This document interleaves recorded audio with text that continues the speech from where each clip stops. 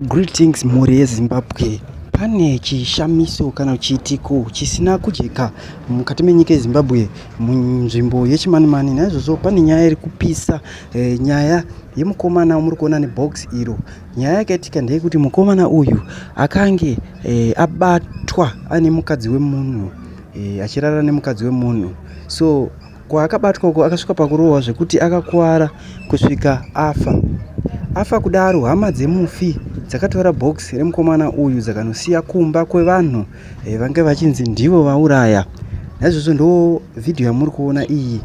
Idzi ihama neshamwari nevagarisani vakatakura box vakanochema vari kumba kwevanhu vakauraya munhu uyu, vachinosiya box. So box izvozvi rasiwa, vanhu vakawanda vaenda kunosiya. So ndo vhidhiyo ramuri kuona iyi. Naizvozvo tinokumbira kuti mutiudze mafungiro enyu mucomment section kuti nyaya yakadai munoitora sei, nyaya yakadai munoitonga sei, yakadai so inopera sei, nekuti box remufira aendeswa kumba kwevanhu vakauraya munoitora sei. What's your take panyaya yakafanana neiyi? Muri ndimi masangana nedambudziko rakadai munoritora sei? Munobhadharwa here? Sezvo futi mufi anga ane mhosva yekurara nemukadzi wemunhu munoita sei? Asi tokurudzira kuti munhu kana apara mhosva endesai kumapurisa.